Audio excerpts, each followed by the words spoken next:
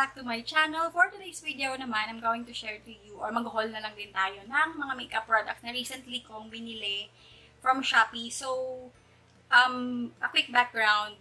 Since nag-start yung pandemic, since sa bahay na lang, kasi nga nag-lockdown, di ba? Nag-stop ako using makeup. Kasi, yun nga, di man lumalabas. So, nag-focus na lang ako on skincare. And then, after nung pandemic, since meron pa rin namang COVID as of the moment, pero nag-hybrid na yung work. So, may times pumapasok na sa office. So, nung pumasok na ako sa office, I tried using makeup pero once or twice na lang a week. And then, when I went back to working from home, since I do freelancing na lang ngayon, I went back to wearing makeup. So, nagme-makeup na lang ako whenever lalabas, or meeting a friend, ayan, uwi ako sa bahay ng mama ko sa Caloocan para mukha naman ako presentable sa labas, ganyan. Pero most of the time, ang ginagamit ko lang on my face is eyeliner, pangkilay, and lip product. There are times na hindi na nga rin ako nagba-blush kasi kapag humulas sa labas, since mainit dito sa Pilipinas, nagpupunas ako ng wipes. So, nabubura din. So, hindi ako madalas mag-base. And kapag nag-base makeup ako, it's either BB cream, tinted moisturizer, tinted sunscreen, or, ayun, mga ganun lang. Hindi ako nagpa-foundation and all kasi makapal nga siya masyado and ayokong humulas sa labas. So, I have here like around 7 or 8 makeup products na binili ko from Shopee. I have two brands here. One is Says Lady and the other one is O2O. So, na-try ko na yung mga brands na yun, guys. Pero yung the other products na binili ko for now is hindi ko pa talaga sila natatry. Ever, one product lang yung tinry ko, which is yung nasa lips ko ngayon, which is the lip tint. So, ayan. Yung ibang products, hindi ko pa talaga sila na titignan, na-check, and nagagamit. So, let's start. So, guys, these products pala, lahat na lang ng links is nalagay ko down below sa description box para ma-check yung price. Kasi there are times na nagbabago-bago yung price nila when it comes na meron silang payday sale or Black Friday sale or whatnot. Pero ito nabili ko bago pa mag-Black Friday sale. Pero hindi ko pa talaga sila nabubuksan. It's already December. Pero ayun, since hindi nga ako masyadong nag-makeup, dahil hindi ako lumalabas. Pero nagtapon na din kasi ako ng mga expired makeup products dito and parang ilan na lang yung natira. So, I need to replenish. So, ayan. I have here one base makeup. So, simulan na lang natin sa base. Actually, this is not a base talaga na how can I say this, na bibigyan ng kulay yung face or tatakpan lahat ng blemishes ko. By the way, baka may magtanong. Kasi yung iba may nagtatanong kung anong ginagamit ko na base. As of the moment, kahit ngayon, wala, guys. Ayan, kita na nga yung mga pimples ko. Ayan, if you can see some red marks here. Ayan, may pimple na patubo kasi it's time of the month. And dito, may pahil na ang pimple dyan. So, since mainit and nasa bahay lang naman ako, hindi naman ako lalabas ngayon. So, I just put on pangkilay. Though microbladed po ang kilay ko, pero medyo nag-fade na siya, kaya naglalagay na rin ako ng eyebrow product, and also nag-eyeliner lang ako, and yun nga, lip tint. So, this one, nakita ko lang tong primer. Ito, primer siya. This is the Invisible Pore Soft Focus Makeup Primer. This is from O2O. Nakita ko lang to sa Facebook feed ko, na as in, na-blur niya yung pores. I have visible pores dito banda, guys, sa may cheekbone ba yan? And kapag nag-base ako ng makeup, kapag nag-oil yung mukha ko, ayan, dyan siya nagsisimulang mag-fade. So, gusto ko is ma-blur talaga yung pores ko para hindi naman makita na medyo may, kita-kita ang pores ng mukha ko. So, ayan siya. Let's see kung ano yung itsura niya. I will not do a review video dito ha, guys, about this makeup. Haul lang natin siya and I will do a separate video ng mga review. So, comment na lang kayo below kung ano yung gusto nyong i-focus ko na review dito kasi medyo, yun nga, medyo madami din siya, like around 8 items. So, if you want a focused review ng isang item dyan, comment nyo lang below. So, eto siya. Ang syala ng lalagyan na medyo parang rose gold something. Ayan. So, ayan yung packaging niya. Ganyan siya kalaki. Ayan. It's, I'm not sure how many. It's 20 grams, guys. So, isang ganyan. 20 grams siya. And, yan yung packaging niya. So, try natin, guys. So, it's parang medyo, ang color niya is medyo beige. So, hindi siya normal type of primer na parang white lang ang kulay. And, medyo silicone yung fill niya. So, ayan. Hindi naman siya malagkit. And, mabango siya, guys. Medyo floral nga lang yung scent. So, if you're not into floral scent, hindi ko ito marirecommend. Pero, slight lang naman yung smell niya na amoy floral. So, ayan. I'm excited to try this kasi maganda yung feel niya. Para siyang, if you've tried yung Benefit na Professional, so parang ganun yung feel niya. Medyo mahal nga lang yun, guys. So, I think pwede itong maging dupe. I'm not sure. Pero na-try ko na yung Professional. Nakadalawang tube ako nun, tapos nag-stop na ako kasi mahal nga niya. Pero yun, sobrang ganda din nun. So, I will try my best to check this one out kung pwede siyang i-dupe doon. This one is, I think, around 300 pesos lang. Pero sulit na siya, guys. Kasi kung pwede siyang i-dupe doon, why not? So, let's do a review of this kasi na-excite akong gamitin siya. So, next product is yung for the cheeks naman. So, I have here actually lip and cheek tint, lip and cheek product, pero I tend to use it sa lips. So, isa na lang ipapakita ko sa inyo na gagamitin ko for my cheeks. So, this one is the O2O Mousse Glow Color Bounce Blush. So, ito siya, guys. Ang cute ng packaging niya, pang shala lang tingnan. And then, pag binuksan natin siya, mas shala yung itsura. There you go. Medyo nakakalito lang yung packaging niya. Nung una, akala ko pa ganyan siya. Kasi, ganyan yung dulo niya. But then, this is the lower part pala. So, ayan. Ganyan pala siya. And then, when you opened it, ganyan lang. And, ito na siya, guys. So, this one is mousse type daw, but I haven't tried this. Para siyang lipstick. Okay, tinataas siya. Oops. So, there. Ayan. So, ayoko masyadong itaas. Baka hindi ko na siya maibalik, guys. But, ayan. And let's try yung shade niya. Kung kamusta. Ayan. So, medyo, hindi naman siya ganun ka Barbie pink. So, for me, it's okay. So, let's see kung blendable. Okay. Blendable siya, guys. And hindi siya nag-iiwan ng mark na parang kapag ginand mo, yun na yung kulay. I mean, yun na yung pinaka-line. So, blendable naman. I don't know kung mabibigyan ng hustisya ng camera. Pero subtle lang yung kulay niya. Hindi siya pumuputok na blush on. So, ayan. Sobrang nice nito. And speaking of blush on, guys, punta na tayo sa powder blush. So, this one is from Says Lady. So, nung binili ko to, guys, eto siya. Nung binili ko, may kasama siyang brush. Pero, I think hindi ko na magagamit sa cheeks. Because when I use powder blushes, ginagamit ko is yung powder brush.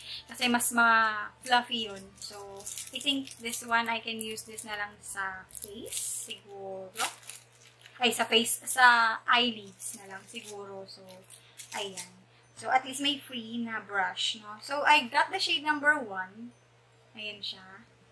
So, let's see kung okay to. Pero, based naman sa Shopee, okay siya. Hindi naman siya Barbie pink. Kaya, okay na okay din siya for me. Medyo mahirap siyang kunin. Okay. So, ito siya, guys. Oh, may plastic pa. So, ayan. May plastic siya. Tanggalin na natin yung plastic. Ayan. And then, pag inopen mo, ayan siya. So, meron siyang naka-embossed dyan na moon and stars. So, parang nakakahinayang siyang gamitin kasi mapupudpud siya. But this one, guys, has some shimmers on it. So, if you have visible pores na pag nalalagyan ng medyo may highlight na product is ma-highlight niya lalo yung pores nyo. Medyo ingat na lang on using this. So, ayan. Pag ginanyan mo kasi, I don't know kung mabibigyan ng hustisya ng camera, but it has shimmers. So, ayan. Pangpatong ko lang naman to dun sa mousse na gagamitin ko. Kasi para, alam mo yun, kahit mabura siya, pag nag-oil up ko yung face ko, at least, meron pa siyang mas deeper na blush na matitira sa mukha ko. So, ayan. Next is the eyebrow product. So, I have here the Says Lady Eyebrow 3-in-1 Pencil. So, eto siya. Ayan. Lahat ng link nito, guys, sa description box ko na lang lalagay para mas makita niyo yung real price, real time, kung kailan niyo siya gustong bilhin. So, ayan siya. So, this one is a 3-in-1. So, yung unang dulo na bubuksan natin is the pencil type itself. So, ayan siya. Subukan natin yung shade niya. Okay, so hindi siya masyadong makulay. Ayan, guys. Ayan, it's brown black. I think yun yung binili kong shade. But it's number 1. Wala kasi nakalagay na shade kung ano. So, it's number lang. So, I think brown black yung binili ko. Though medyo yung bleach pa yung hair ko. Pero, hinintay ko na lang yan kasing humaba para mapaputol ko na before I do another hair color kasi hindi siya pwedeng i-bleach kasi nga lalong masisira yung hair ko kapag pinatungan pa ng bleach yan. So, another dulo naman is the spoolie, of course. Ayan. And then, yung middle part niya is the powder. So, all you have to do is to twist it. Ayan. May powder siya. Here. This is the first time na gagamit ako ng powder. Hindi ko napansin na meron siyang powder. Doon sa description. Though, hindi ko rin napansin kung ba 3-in-1 yung binili ko. Basta, bagong pangkilay lang kasi tinapon ko na yung expired ko na pangkilay. So, kailangan ko ng replenish na isa. Ayoko naman mag-splurge ng madami since hindi naman ako palalabas. So, ayan. Let's try this. Try kung gumamit ng may powder. Something kasi first time ko ang gagamit nun. Next is the stamp or the waterproof eyeliner. Stamp eyeliner to, guys. Though I'm not sure kung gagamitin ko yung stamp. Pero, natry ko na kasi yung ibang eyeliner ng Says Lady. And for me, okay naman siya. Though medyo mabilis lang matuyo yung iba na nabili ko. I'm not sure kung matagal nang manufacture yun. Pero, ayan. So, this one is yung stamp. Medyo mataba siya. So, sa first dulo na bubuksan natin is the pen tip. Ayan, felt tip siya, guys. So, medyo makapal, which is, yun yung gusto ko. Ang favorite ko before is yung Miniso na dual-ended. Meron siyang mataba na end, meron din yung thin, yung end niya sa kabila. Pero most na ginagamit ko is yung thick kasi nga, madaling gamitin, madali ako matapos mag-eyeliner pag mas makapal yung tip na ginagamit ko. And then, the other tip here is the stamp itself. Ayan. Though, not sure kung magagamit ko tong tip na to. So, ayan siya, guys. When you use it. Matinta naman siya. So, I think it's good. Pero, I'm not sure kung gagamitin ko siya since marunong din naman akong mag-wing eyeliner. So, this is very useful sa mga baguhan mag-eyeliner para ma-practice nyo na din mag-shape ng wing eyeliner nyo. So, ayan. Last but not the least are for my lips. So, I have here dalawang isang brand. Pero yung isa is, this one is the Lip Mud or Velvet Matte Lip and Cheek Mud from O2O. Dalawang shade yung binili ko kasi nagandahan ako dun sa shade niya. I think marami pa tong shade. Hindi ko na lang maalala kung ilan. Pero dalawa lang yung binili ko kasi 99 pesos each lang siya. Tanda-tanda ko yung presyo nito, guys, kasi for me sobrang affordable. Lip and cheek na siya and 99 pesos lang. Though, tend to use this for my lips lang. Kasi nga, meron akong nabiling mousse and powder blush. So, unahin na natin to. So, I have 2 here. I think 99 pesos to kapag bumili ka ng more than 1. Kasi, I think parang 100 plus siya kapag isa lang. So, I got a 2 para, ayan, 99 pesos siya. I got the shade 3, which is Questions, yung pangalan. And number 1, which is Blue. So, try natin. Unahin na natin yung shade number 1. This is Velvet as per the packaging. Ang cute na packaging niya, no? Ganyan. Ayan. So, as per the packaging, this is matte. Velvet matte. So, I don't know if matte ba siya na drying or velvet na. So, medyo, I don't know. Pero sana smooth lang siya sa lips. Hindi ko pa siya nagagamit. So, let's see.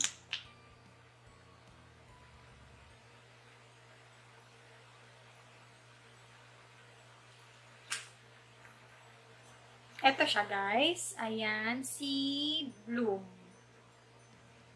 Medyo dark ng konting pagka-pink niya. But then, for me kasi, ang ginagawa ko sa mga ganito is, ginagamit ko pa yung daliri ko to, alam mo, kalat siya. Hindi as in direct, super covered yung lips ko. Kasi ayoko din na nagmamarka sa inumin ko yung lip product ko. Kasi feeling ko madali siyang mabura kapag ganun. So, there. And the other one is yung questions, which is number 3.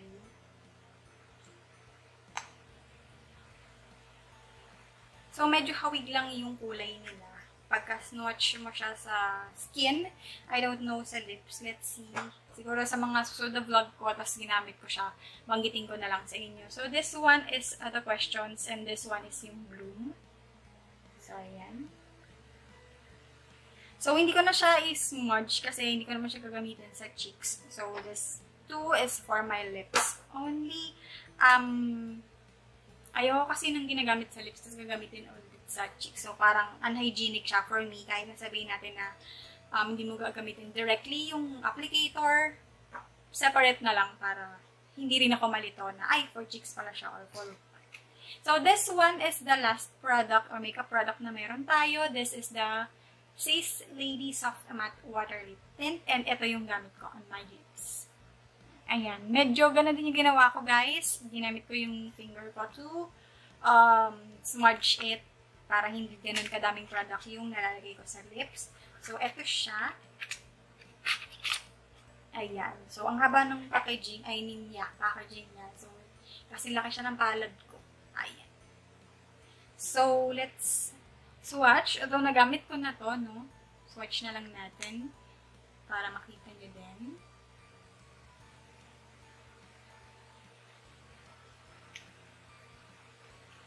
So, this is the swatch. So, medyo alam mo siya, na tint talaga siya kasi medyo matingkad yung kulay niya. Compared dun sa other lip product na binili or pinakita ko sa inyo kanina. So, this one, ang gagawin ko kasi dito, kaya bumili din ako nito, is, eto muna yung gagamitin ko below. And then, papatungan ko siya ng lip mod. Para, mas, alam mo yun, kasi yung tint, nag-iwan talaga yun ng stain. So, kapag nabura siya, kumain sa labas, ganyan, pag nabura tong si lip mod, matitira si lip tint. So, let's try. Hindi ko pa ito natatry, guys, to, yung food test or whatnot. This is the first time actually na ginamit ko siya. Pero so far, hindi siya drying, unlike other tints. I'm not sure if this is a water-based tint. Wala kasing nakalagay, pero ayun, matte water tint, though hindi siya, when I apply this, hindi siya ganun ka matte. Kailangan ko pang ikalat maigi para sa, alam mo, para mag-set din siya. Hindi siya as in totally ganun kabilis mag-dry sa lips. So, ayun. Try ko i-test out to kung gano'n siya tatagal. Maybe I'll do another video or I'll update you na lang sa comment section kung kamusta yung longevity nito sa lips ko. Pero so far, ngayon, minum pa lang ako ng tubig while filming this. Kasi kanina pa ako daldal. Pangalawang video ko na to, guys. Kasi kailangan ko mag-ipon para sa Vlogmas. So, this is the first time din kasi na nag-attempt ako to do Vlogmas. Ang tagal ko na sa YouTube. Around 2018 pa yata ako nag-start. But then, ngayon lang ako try mag-vlogmas. So, if hindi nyo pa napapanood yung mga previous vlogmas ko from day 1, this is, I think, day 4 ko ito ma-upload. So, ayan. Check nyo lang yung channel ko, guys. You can check my first day 1 or day 1 na vlogmas. Ayan. So, that's it, guys, for today's video. Comment kayo down below kung ano yung product na gusto nyo i-try out natin sa mga susunod na videos pa. And also, kung meron kayong other videos na gusto pang i-request and try natin gawin. So, ayan, comment nyo lang down below sa description box. Thank you so much for watching this video, guys. I hope to see you on my next one. Bye!